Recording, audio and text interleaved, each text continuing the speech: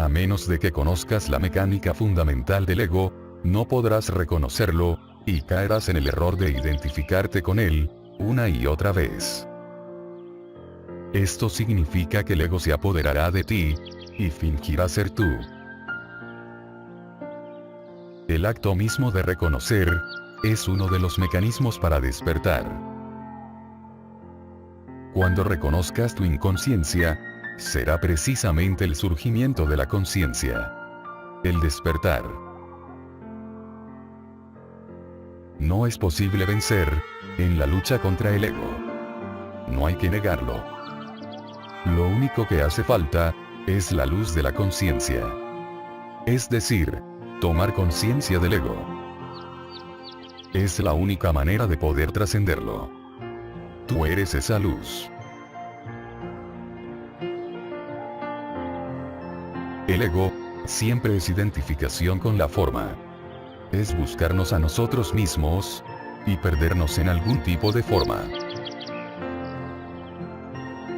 Las formas, no son solamente objetos materiales, o cuerpos físicos. También son las formas de pensamiento, que brotan constantemente, en el campo de la conciencia. Aquella voz que oímos incesantemente en la cabeza, es el torrente de pensamientos incansables, y compulsivos. Cuando cada pensamiento absorbe nuestra atención completamente, cuando nos identificamos con la voz de la mente, y las emociones que la acompañan, nos perdemos en cada pensamiento, y en cada emoción. Nos identificamos totalmente con la forma, y por lo tanto, permanecemos en las garras del ego.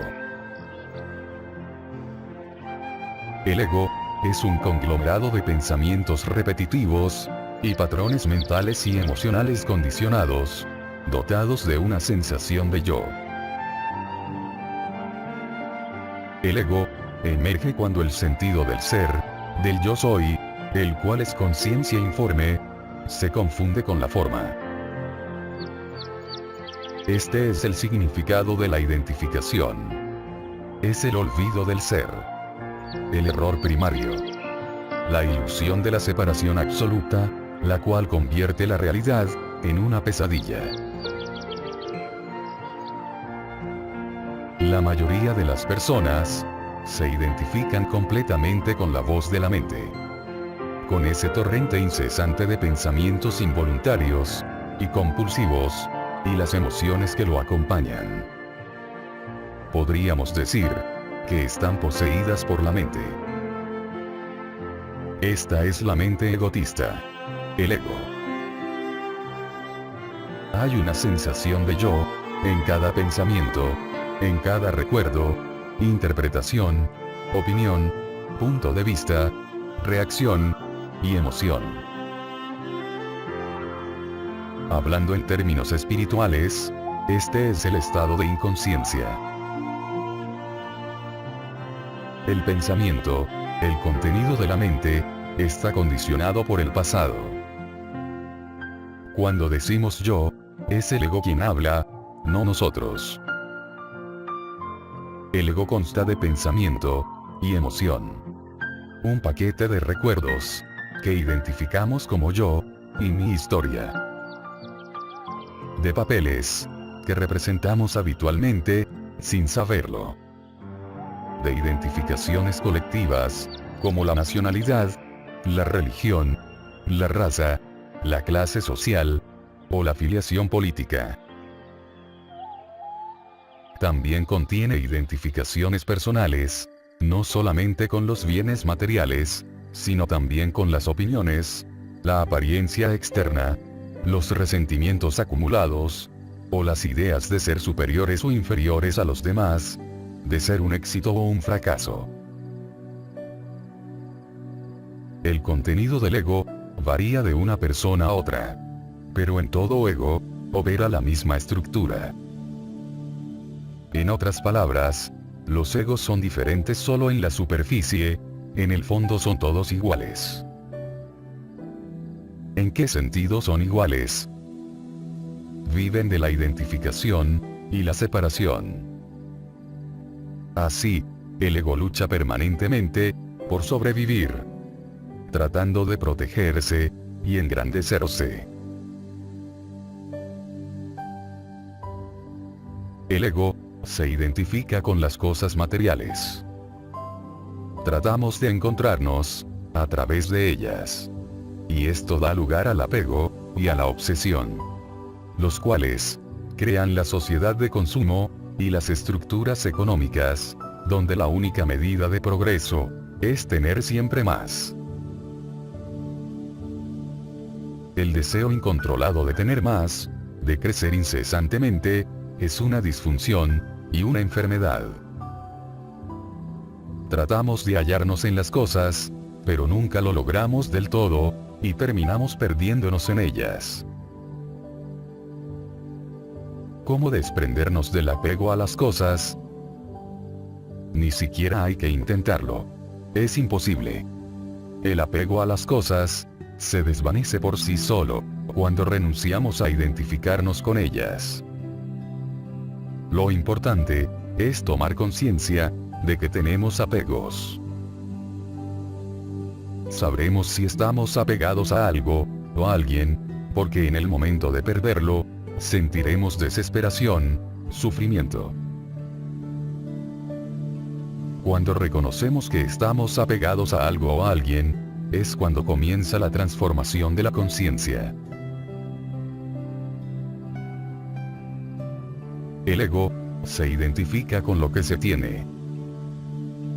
Oculto dentro de él, permanece un sentimiento profundo de insatisfacción, de no tener suficiente, de estar incompleto. Todavía no tengo suficiente, dice el ego. Queriendo decir realmente, todavía no soy suficiente.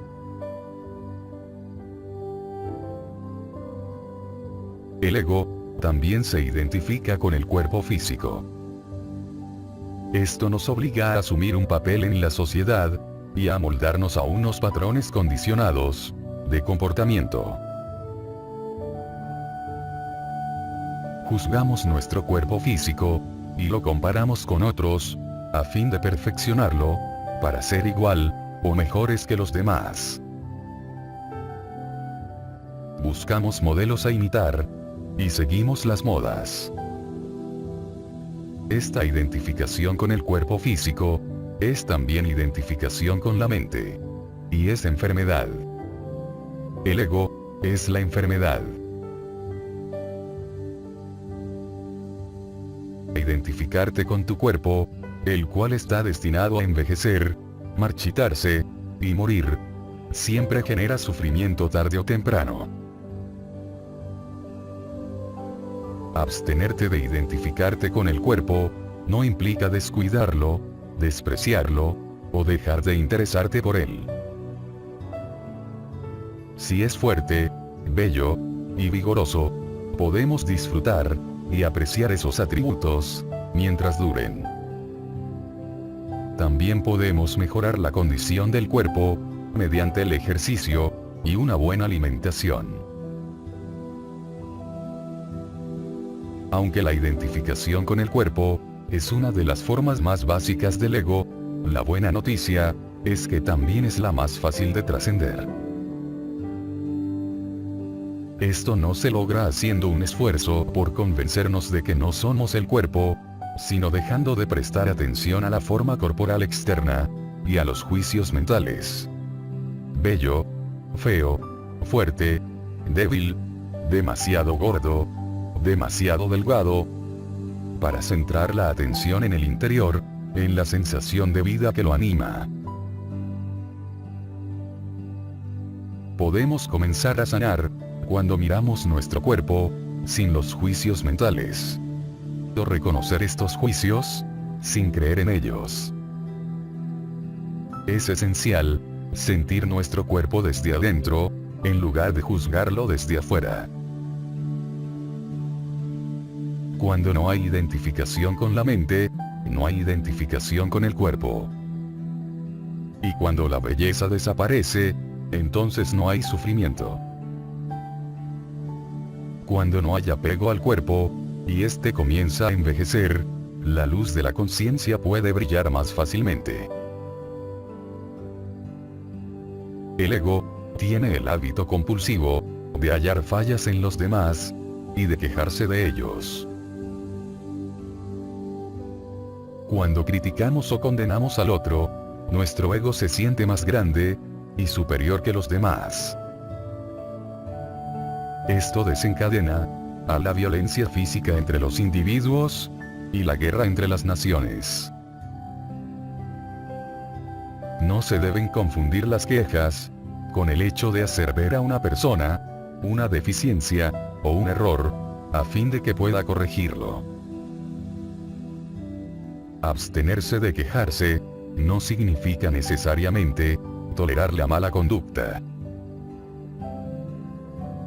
No es cuestión de ego decirle a un mesero que la sopa está fría y que debe calentarse. Siempre y cuando nos atengamos a los hechos, no al yo. Los hechos son neutros. Renegar, es decir, ¿cómo se atreve a traerme una sopa fría? Aquí hay un yo, al cual le encanta sentirse personalmente ofendido por la sopa fría, y que disfruta cuando encuentra la falta en el otro. Las quejas a las cuales nos referimos están al servicio del ego, no del cambio. Algunas veces, es obvio que el ego realmente no desee cambiar, a fin de poder continuar quejándose. No hay nada que fortalezca más al ego que tener la razón. Cuando nos quejamos, encontramos faltas en los demás y reaccionamos. El ego se fortalece y se siente superior.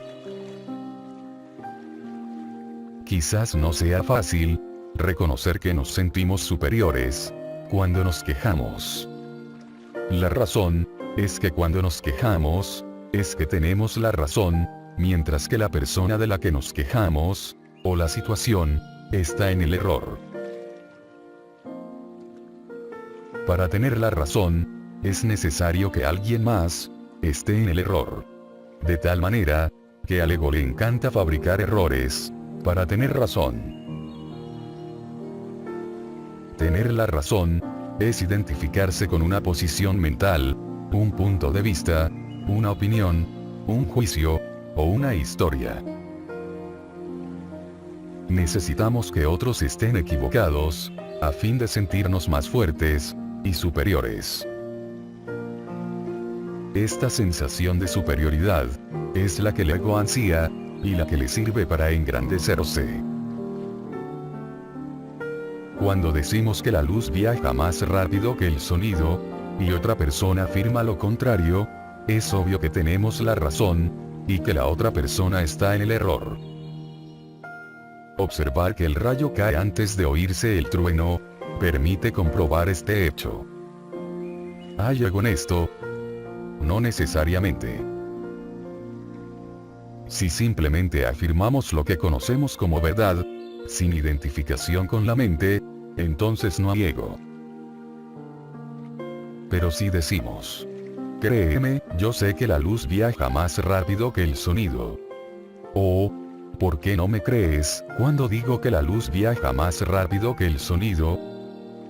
Entonces, aquí sí hay identificación con el yo, el ego, la mente. La frase se ha personalizado, ahora es subjetiva, en lugar de ser objetiva.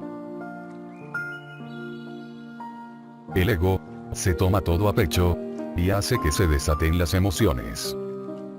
Se pone a la defensiva y hasta puede haber agresiones. ¿Estamos defendiendo la verdad? No. Porque la verdad no necesita defensa. Ni a la luz, ni al sonido, les interesa lo que nosotros u otras personas piensen. Nos defendemos a nosotros mismos, o más bien, defendemos nuestro ego.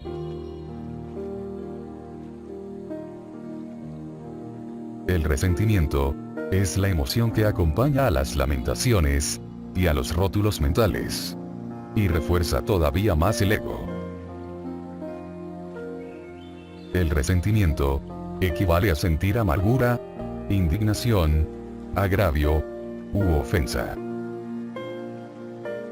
Resentimos la codicia de la gente, su deshonestidad, su falta de integridad, lo que hace, lo que hizo en el pasado, lo que dijo, lo que no hizo, lo que debió no hacer. Al ego le encanta. En lugar de pasar por alto la inconsciencia de los demás, la incorporamos en su identidad. ¿Quién lo hace? Nuestra inconsciencia, nuestro ego. Algunas veces, la falta que percibimos en otra persona, ni siquiera existe. Es una interpretación equivocada, una proyección de una mente condicionada, para ver enemigos en los demás, y elevarse por encima de ellos. No reaccionar al ego de los demás, es una de las formas más eficaces de trascender el ego propio, y también de disolver el ego colectivo de los demás. Pero solamente podemos estar en un estado donde no hay reacción, si podemos reconocer que el comportamiento del otro viene del ego. Al no reaccionar frente al ego, logramos hacer aflorar la cordura en los demás. La mayor protección es permanecer conscientes. No reaccionar no es señal de debilidad, sino de fortaleza.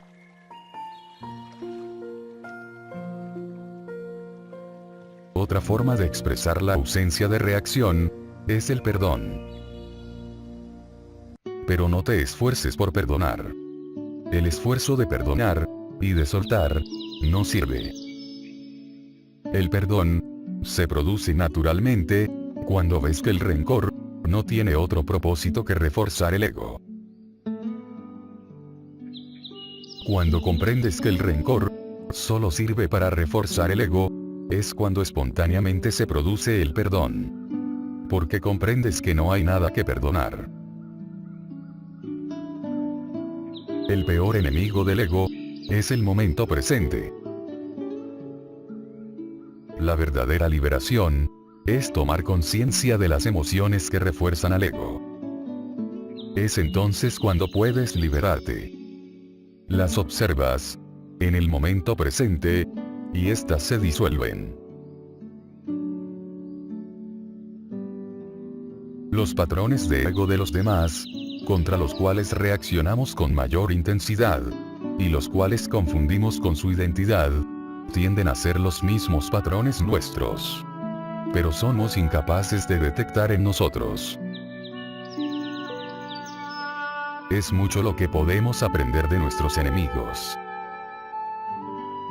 ¿Qué es lo que hay en ellos que más nos molesta y nos enoja? Su egoísmo, su codicia, su necesidad de tener el poder y el control, su deshonestidad, su propensión a la violencia, o cualquier otra cosa. Todo aquello que resentimos y rechazamos en otra persona, está también en nosotros. Pero no es más que ego. No tiene nada que ver con lo que somos, ni con la otra persona. Trata de atrapar a la voz de tu mente, en el momento mismo en que te quejas de algo. Y reconócela por lo que es. La voz del ego. Nada más que un patrón mental condicionado, un pensamiento.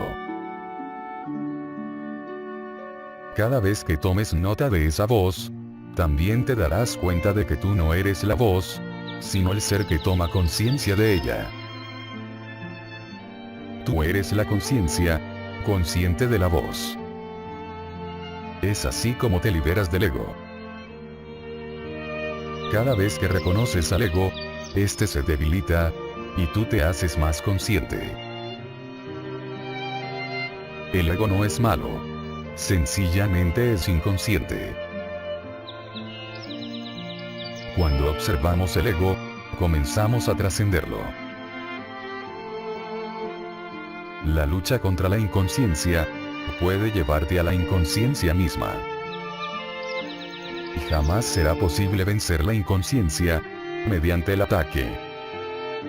Hay que tener cuidado de no asumir una especie de misión para erradicar el mal, pues podría convertirse precisamente en el mal mismo.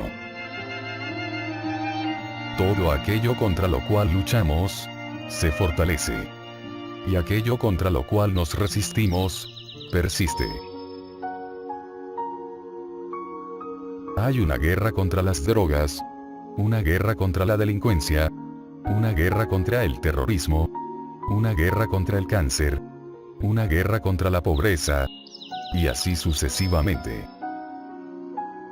Toda guerra contra esto o aquello está condenada al fracaso. Debemos reconocer al ego por lo que es: una disfunción colectiva, la demencia de la mente humana. Cuando logramos reconocerlo por lo que es, ya no lo vemos como la identidad de la otra persona. Una vez que reconocemos al ego por lo que es mucho más fácil no reaccionar contra él.